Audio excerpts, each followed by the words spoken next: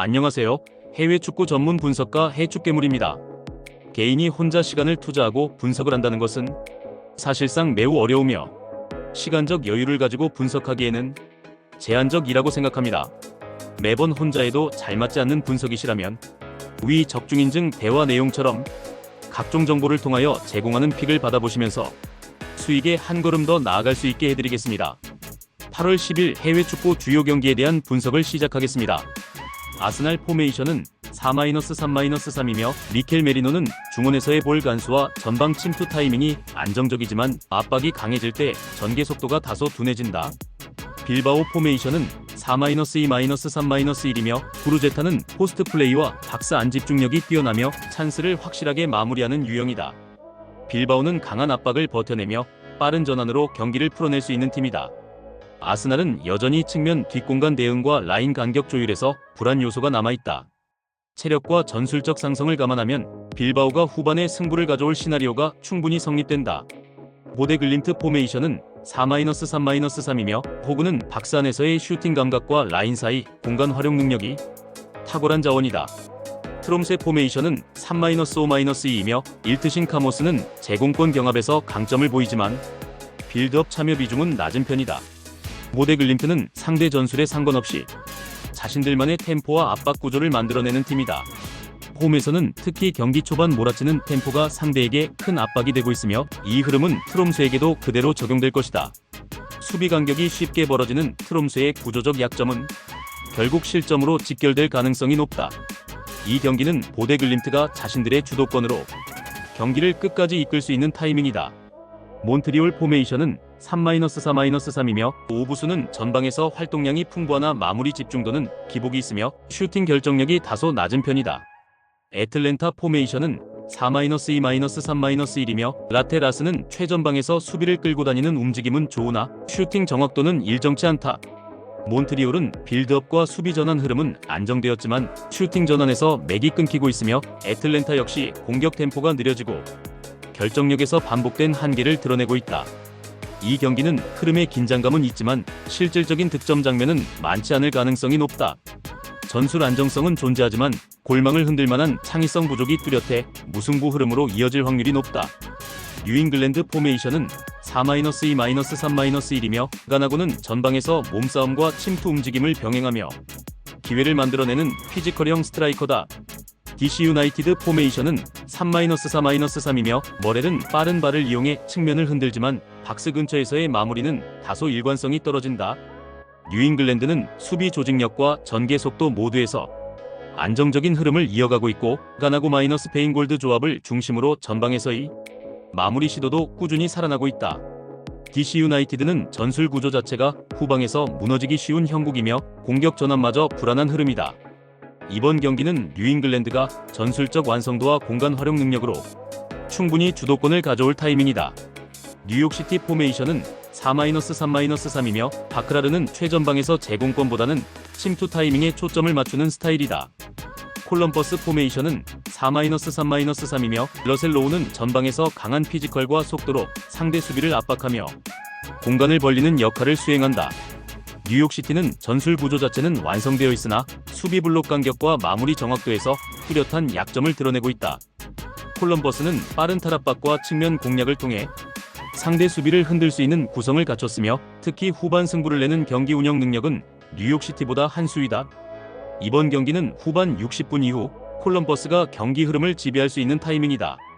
필라델피아 포메이션은 4-3-2이며 바리보는 수비라인 뒷공간을 무너뜨리는 침투 움직임이 날카롭고 박스 안 결정력도 준수한 편이다.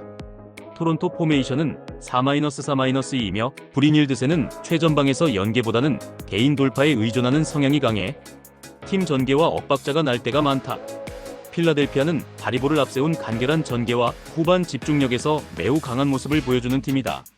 반면 토론토는 경기 후반 수비 집중력 저하와 수비 라인 무너짐이 반복되고 있으면 전체 흐름이 끊기는 경향이 있다.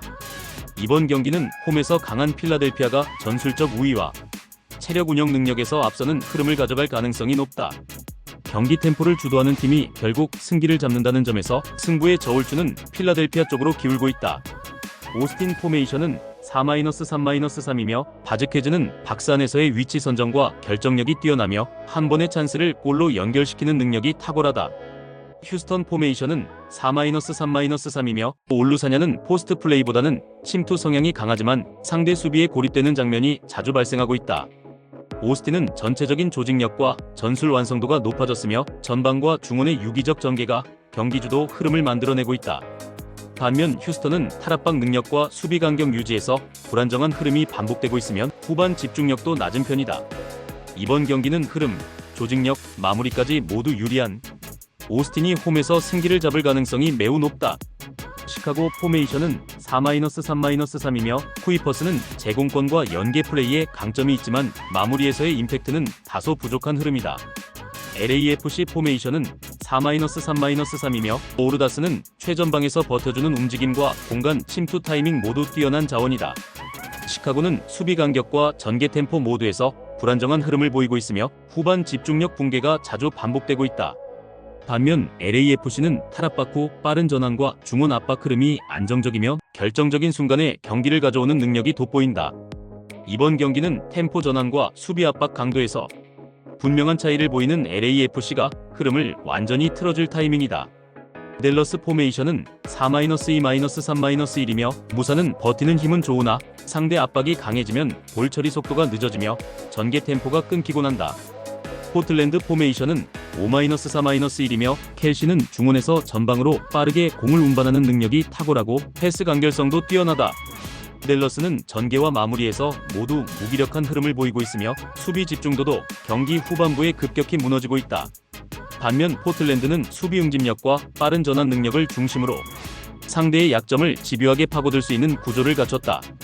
이번 경기는 전술 완성도와 경기 운영 측면에서 한 수 위인 포틀랜드가 후반 흐름을 가져갈 가능성이 높다. 세인트루이스 포메이션은 4-3-3이며 주앙 클라우스는 제공권 경합에는 강하지만 마무리 결정력은 최근 하락세를 보이고 있다. 내슈빌 포메이션은 4-3-3이며 무크타르는 이선에서의 패스 타이밍과 침투 타이밍 모두 탁월한 자원으로 공격 조율의 핵심 역할을 수행한다. 세인트루이스는 전체적인 수비 조직력 붕괴와 마무리 부정확성, 후반 집중력 저하가 겹쳐 위기를 자초하는 패턴이 반복되고 있다. 반면 내슈빌은 중원 조율 능력과 템포 전환 효율성에서 꾸준한 성과를 내고 있으면 원정에서도 안정적인 경기력을 보여주고 있다. 이번 경기는 후반 뒷공간과 템포 싸움에서 명확한 차이를 보이는 내슈빌이 확실히 흐름을 틀어줄 수 있는 타이밍이다. 캔자스시티 포메이션은 4-3-3이며 무뇨스는 최전방에서 연계 플레이를 시도하지만 마무리 결정력에서 기복이 있으며 슈팅 정확도도 낮은 편이다. 샌디에고 포메이션은 4-3-3이며 드레이어는 최전방에서 순간 스피드와 연계 능력을 활용해 수비를 흔드는 자원이다. 캔자스시티는 수비 조직력과 템포 전환 모두에서 흔들리고 있으며 빌드업 효율도 낮아 공격 전개가 끊긴다. 반면 샌디에고는 구조적인 응집력과 측면 돌파 능력을 바탕으로 안정적인 경기 운영이 가능하다. 이번 경기는 수비 간격과 압박 강도에서 확연한 차이를 보이는 샌디에고가 승기를 잡을 수 있는 타이밍이다.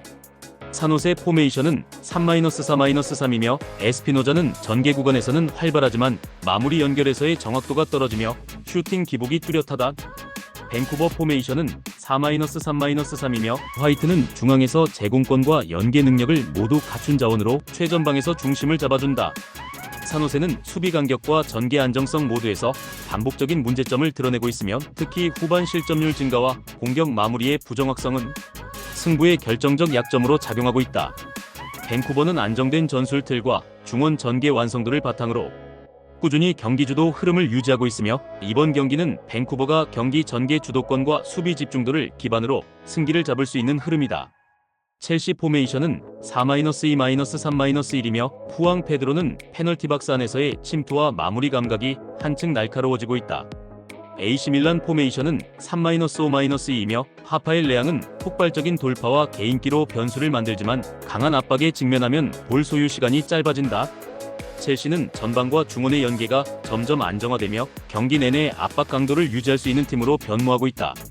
AC밀란은 강한 압박 앞에서 전개와 뒷공간 커버 모두 흔들리는 모습이 반복되고 있다. 공격 루트 다양성과 홈에서의 안정감을 감안하면 첼시가 승부를 가져갈 가능성이 높다.